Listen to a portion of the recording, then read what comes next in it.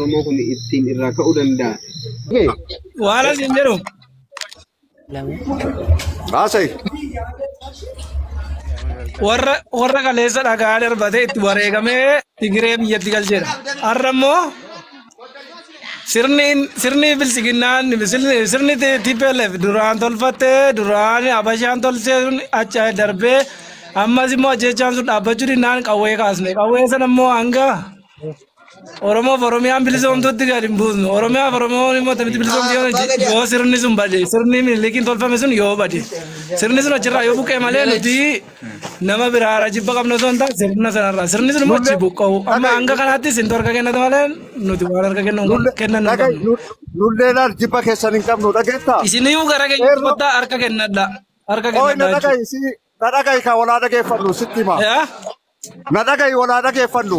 Beeki nu jibbitee otoo hin taane sin jibbee otoo hin taane hamma kan walitti dhokaasaa yeroo eenyudha beekte kan walitti dhokaasaa yeroo uummata Oromoo qofaadha. Anis Oromoodha bildiginnaanis Oromoodha siif galee. Ati na dhagaan jirtu mee na dhagahi waan tokko sitti haa himu. Yeroo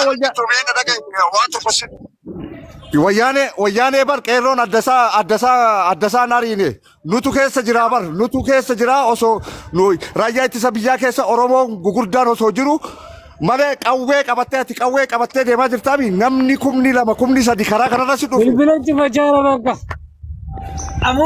Afuuftu gaafa sana bilisiginnaa maashan TPLF duukaa gortee harree isaanii gaangee fanii taatee duukaa buutee nu hariyaa turte.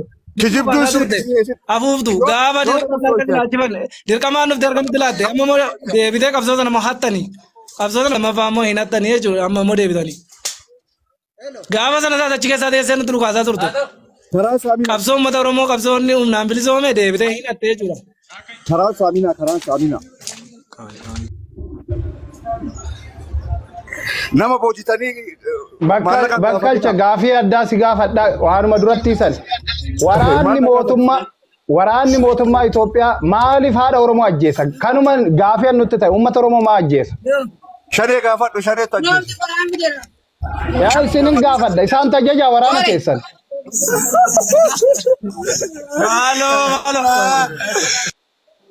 maaliif ajjeestu waraana uummata Oromoo Wabo waliin wabon qawwee harkaa qaba isinis qawwee harkaa qabdu deemtanii maal lolle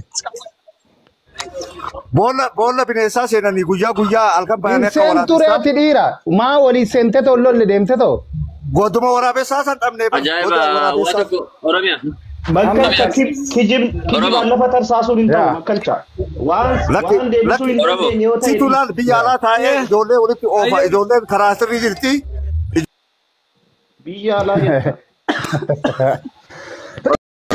Oromoo akka gootanii yaa akkam beektaa namni siyaasa mootummaa kana bare siyaasa mootummaa kana keessatti guddatanii ni deebi'anii parachuutiin ni ilfaata beektaa.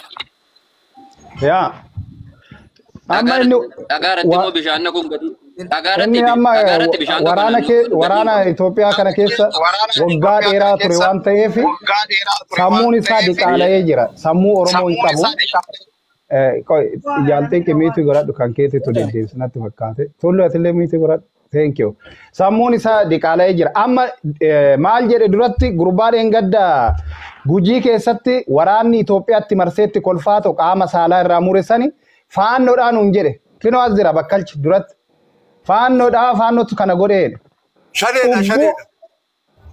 shaneen beeknu kaanu shaneen eessa jira shaneedha jedhaayi eessa jira shaneen yoo shaneen jiraate maal eegdu aga kana godhan maal eegdu shaneen yoo jiraate goda waraabessaa seenan kaa goda waraabessaa hin seentu ati waliin akkamitti diroonin Turkii sinafne tan Arabaa sinafne Aniraas sinafne madfiin biyya Raashaa sinafne maala walitti aanatu animaas taa'ee tooyi waraana kana hunda oonan ijaare dhaggeeffatu nama dhiira taateedhaayi animaas taa'ee too waraana kana hunda ijaarran jagnaani sii galee maal gochaan biyya dhufa waraana kana hunda ijaarran as teenya as taa'ee too jagnaa jechaadha haadha Oromoo hin ajjeesina deematoo woboo walii wallolaa shaneen beeknu nuyi woboo beekna shaneen ergamtuu kan keessanii malee hin beeknu nuyi ati amma nama guddaadha Ati nama guddaadha. Daa'ima qabda.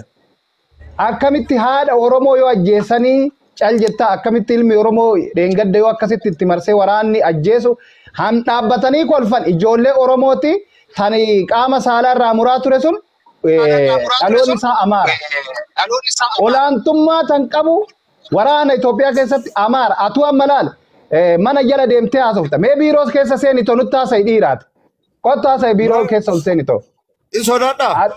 Ati seeni biiroo keessa taa'i nutti haasa'e. Hin boqamta malee sodaachuu miti. Biiroo keessa dhaqi si laalla amma. Biiroo keessa. Dhaqi mee biiroo. Dhaqi biiroo. Dhaqi. Biiroo dhaqi nutti haasa'e. Nutti agarsiisi biiroo kee. Ati achi teettee. Ani as taa'ee waan tokko gochuu hin danda'u. Biiroo keessa taa'ee nutti haasa'e. Osoo laalli dhagayi. Achi teettee dhiira taatu dhuftee maal lollire? Dhiirri achi jiraa miti kunoo si haasofsiisaa jira dhiirri bee. Itti haasa'uudha sodaatte fiiddeen mana fincaanii seentee dhufte.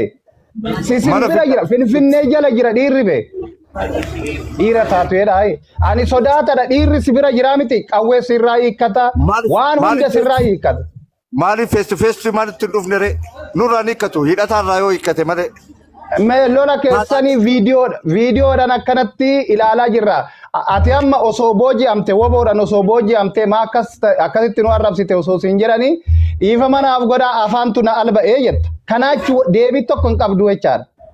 Maaliif ati amma yeroo ummanni Oromoo akkanatti qabsoo irratti cichee ta'u hojjechaa jiru kana ati mee carraan kee maalidha? Maqaadishootti baqattamuu eessadha? Oromoo kamiif qabsooytaati? Oromoo biraattu jira Itoophiyaan ala? Wallaala akka kee kana hundaaf qabsaa'u kaa ijoolleen kun. Oromoo kamiif? Oromoo takka dabareen uffiniiti. Kutaadhaaf qabsaa'anii? Oromoo takka dabareen uffiniiti. Mee gooftaa keessa waliin haasa'i. Kutaadhaan hin qabsaa'in. Waan jettuun gorsiin kutaadhaan hin qabsaa'inaa. Kinoo gooftaa kee waliin haasa'i. Kutaadhaan hin qabsaa'inaa. Tasgabbaay. Dabaree waliif Harka kennadhaa jedhii gorsiin. Obboloota keenya warra amma biyya hambaa jiraatanii isaanii yeroo waraanni bilisummaa Oromoo lafan qabatiin kan dura waggaa 15 dura isin ajjeesuuf tarkaanfii irratti fudhattan namoota hedduu jira. Kan ajjeestanis hedduu jira. Yeroo wayyaanee jala deemtanii ilmaan Oromoo fixaa turtan isiniin baqatanii yeroo haqanii jireenya dhuunfaa isaanii eegalan dhaloonni qubee ammatti guddatee garbummaatti guddate kun immoo tolee harka isiniif kennuu dide. Amma wal mormuutu hin taane kaayyoo fi akeeka dhaaba kee waliif ibsuudha malee waa'ee waraana bilisummaa Oromoo shanee jettee maqaa balleessuu hin dandeessu. Inni gadda qaama saalaa irratti murame Amaaraa keessadha. Amaaraa keessa shanee jira. Sirnuma wayyaaneen sileenjitteeti baastee tummii sana si keessaa bahan jiru malee. Waraana bilisummaa Oromoo jechuun utuu nama saamatee akkuma miindeffamee hojjeta ture miindaa barbaada ture. Oromoo qabsaa'ee jettaa? Oromoo ajjeesaa? Ragaa fidi. Ragaa fidi. Utuntu ilmaan haadha ajjeessaa.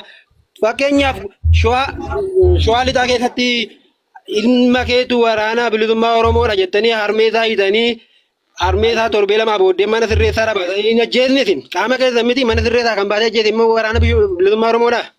Mee fidi viidiyoodhaan mee fidi ragaa qabdaa? Bakka hundi kennayyuu bakka alchatti. Akka ajaa'ibaatti. Mee ragaa na mul'isi. Hundi kennaa bakka alchatti haasa'arraani. Ga'een hojii isaa maali? Ayyee tokko lamaa fi ibsuun danda'u siin erga viidiyoo isaati. Ga'een hojii keetii maalidha siin jedhu bakka alchame. Ga'een hojii keetii achiin booda wajjin haasa'e. Bakka alcha ga'een hojii keetii maalidha? Ragaa natti mul'isi. Addunyaa beeka kana ragaa qofaa miti addunyaa beeka kana ragaaf tana dhiisi. Utuu nuni miindaa barbaanne yookiin maallaqa barbaanne ta'ee nuni akka keetti miindeeffamnee hojjenna boqo bakka baadhu. Dhaloonni qubee kun har'a bosonatti qubatu kun immoo jechaadha. Uummata isaa fi Oromiyaa bilisa baasuuf adeema malee. Maaliif nama boojitanii maallaqa qabu? Waraana mootummaadha. Waraana mootummaa waraana keessatti ishee qawwee gattee fiidduudha kan booji'ame malee uummata Oromoo boojina mini nubbo. Uummata Oromoo dura immoo nun waree qabna malee nuni hin boojina mini nun. Sibiilii boojitanii maallaqa gaafattan sibiilii. Ni miti akka horiitti fuuldura of deemaan turre nu waraana keessan.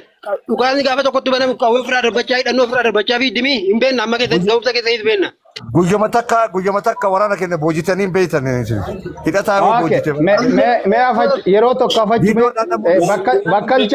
bakkalcha.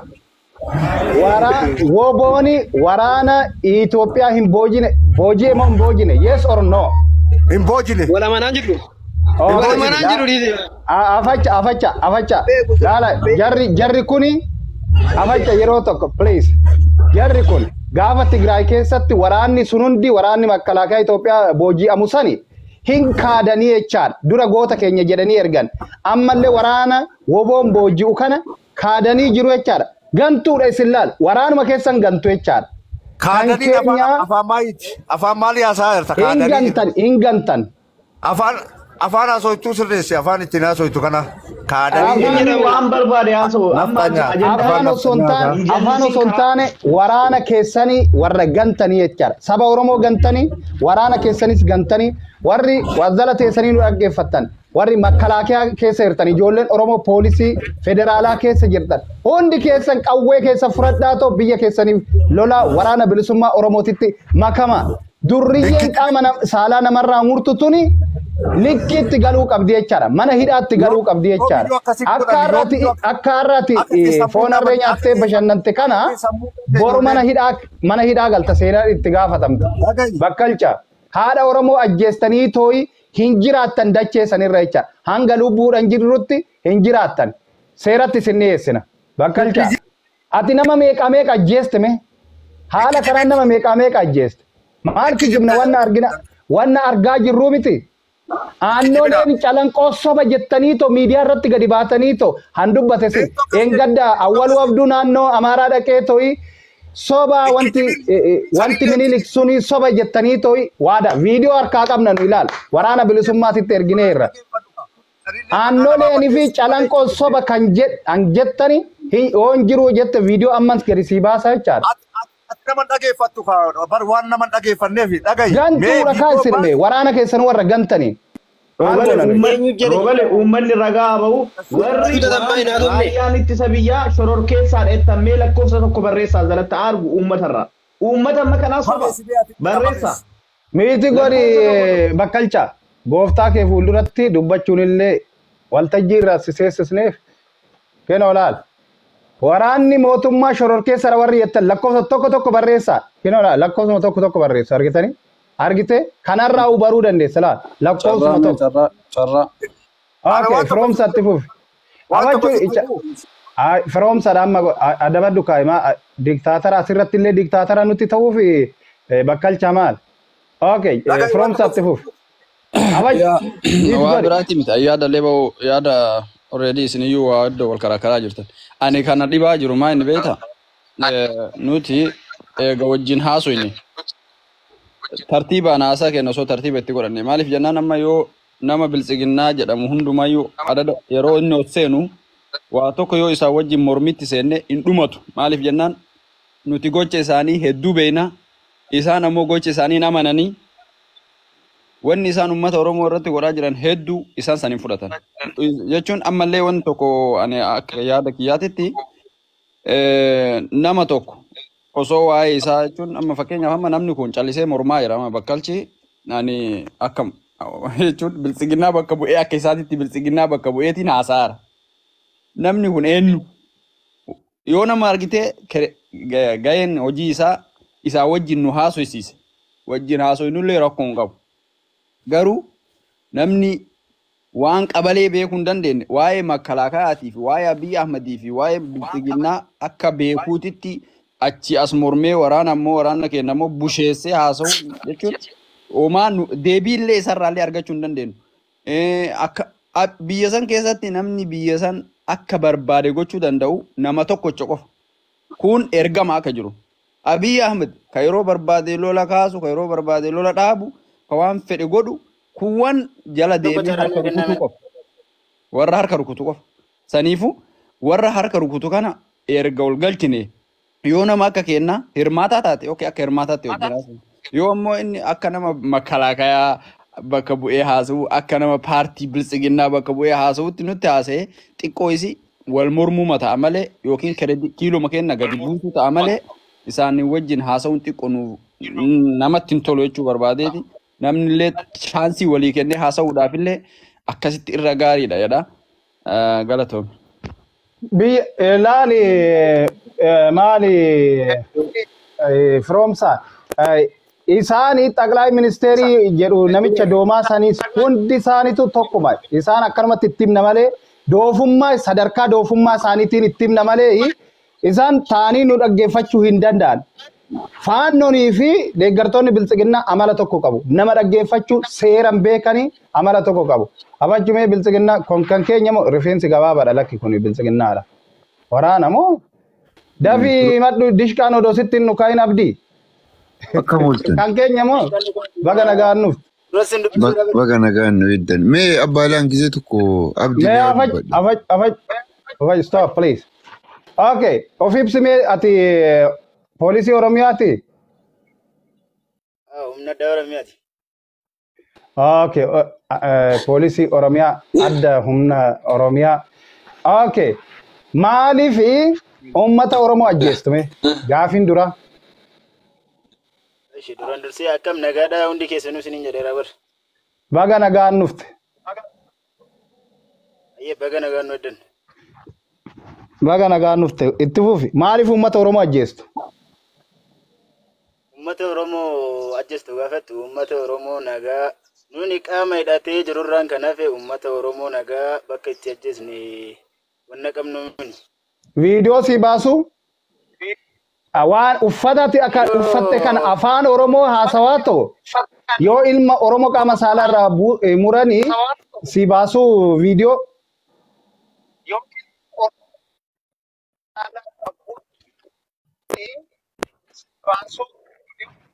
Okay. Sunniin beeki. Poolisii Oromiyaa illee bakka hin buusun. Kanii wanna godhate.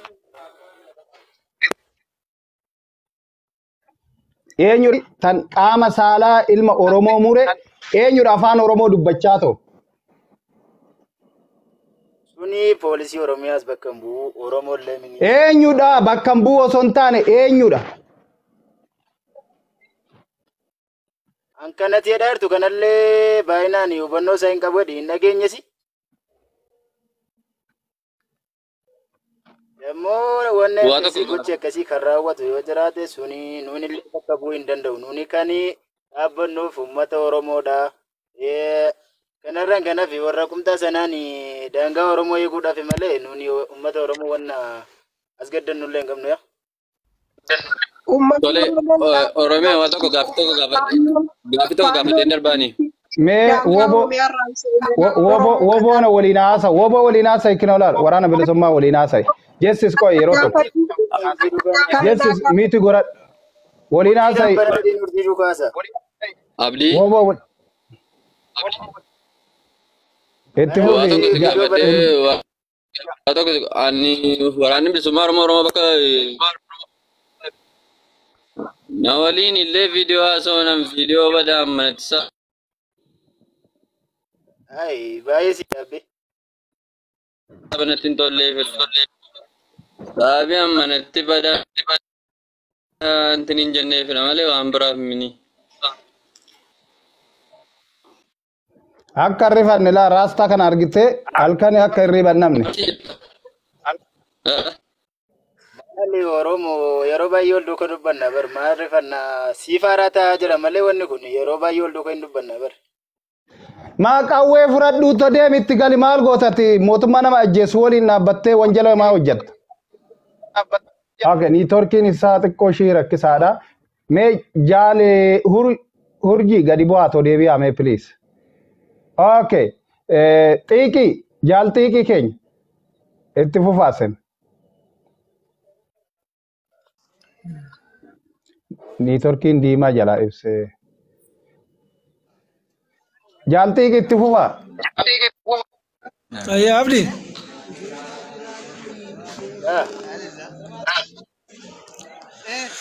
Ayyaa gaaffiin dura si gaafadhu.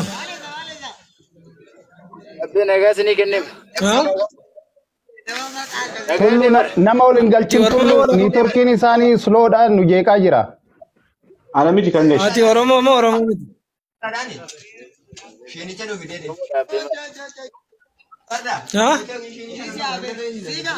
Oromoodha kunoodha gaari. Abdi. Sagaleen fudhatu dubbadhu. Sabboontu nama waliin galchini. Okay, jaala baga waliin galchini. Okay, galato.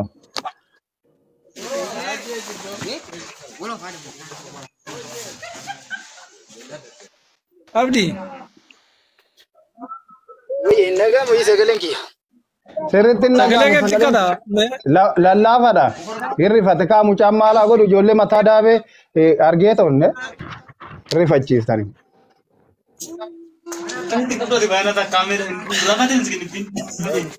Waan akkasitti maa? Oromoo amma marii irraa miidhagina. Wayii. Xiiqii koyal tokko Oromoo. Wayii xiiqii al tokko dhiifamaa waliin Oromoo dubbisa Oromoo. Isaan waliin haasa'ina waliin miti. Eshi ati haasaa akkatti dubbatu illee isiin yeroo baay'ee waliin hin dubbannaa yeroo baay'ee wal duukaa hin taphanna si maal hin jira wasala deebu ati haasaa akkatti dubbatu. Wal faana siruma wal faana taphatta. Okay, itti haasa'e kinoo isaantu si haasofsiisaa jira.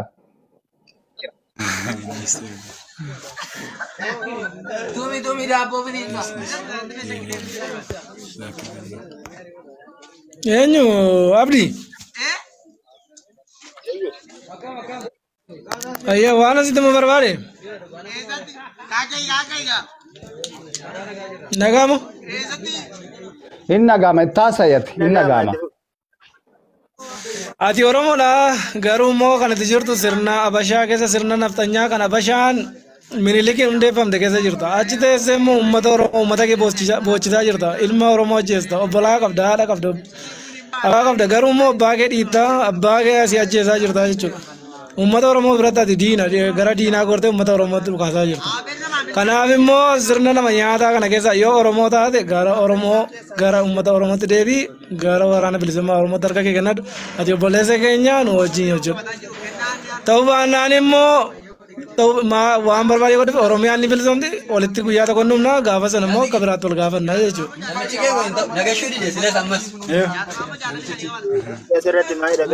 Dhageesse abdi. Dhaga'ee jira. Dhageera jedhi kiyyallee fudhadhume. Miitiin godhaa isin miitiin isin godhaa inni haasa'u abdiin haasa'u sagalee baay'eetu isin bira jira waan ta'eef okay yoo haasofta miitirraa kaafattu okay abdii itti fuufiyati. Ishee asirratti maaltu jira beektaa Oromoo? Haasa itti fuufiyati. Ishee ifa mana godhaa malee wanni kun wanna baay'ee asirratti dubbatamu odoon taane anillee bakka jiru hin beektaa kanaaf iyyuu jechuudha. Gara dhuunfaa keessaanii hundi keessanuu dhuftanii na dubbisuu dandeessu. Keessaa wanna barbaade sini deebisa si nan dubbadda si maaliif asirratti gaafa akkatti dubbadhee jedhu wanna laa abdii akkasii miti abdii ilaale akka waliigalaatitti ijoolleen Oromoo bayeeraa keessaan na dubbisaa ishi akka ijoollee Oromootitti akka waliigalaatitti malee si qofaa miti aninni yaada san dhiyeesse arte mootummaa kana waliin dhaabbatanii too tan uummata Oromootitti qawwee dhukaasan diinumaa jechaadha. Kanaafi waan inni jechaa jiru si qofa osoo hin taane akka waliigalaatitti gara waraana bilisummaatitti galaa qawwee keessa fudhadhaa. Maal isin jagna uummata ijoollee Oromootii miti? Oromoo keessaa dhalattanii too Oromoodhaaf loluu qabdu Oromoodhaaf lubbuu keessan kennitu. Tigraay deemtanii dheengadda lakkii osoo jennu deemtanii achitti dhumtanii mee maaltu argame? Warqiitu argame?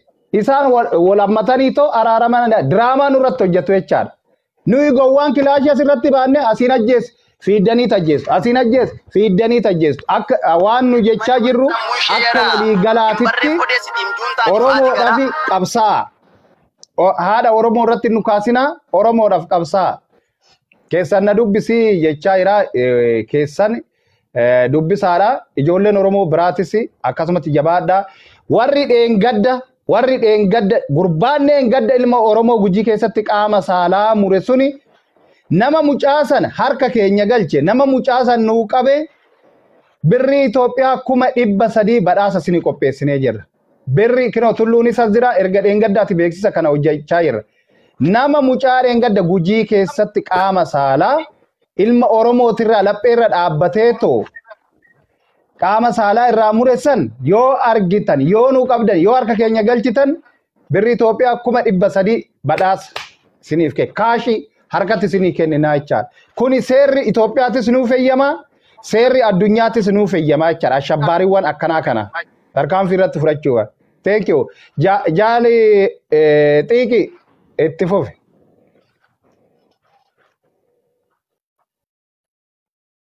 Miti kaafadha. Miti keessan kaafadha. Jaal xiiqi miti keessan kaafadha. Ayyee dhaamsani warreen qaama mootummaa keessa jiraniif dhaamu yeroon kun yeroo maatii biyyiin kee xumuraa bilisummaa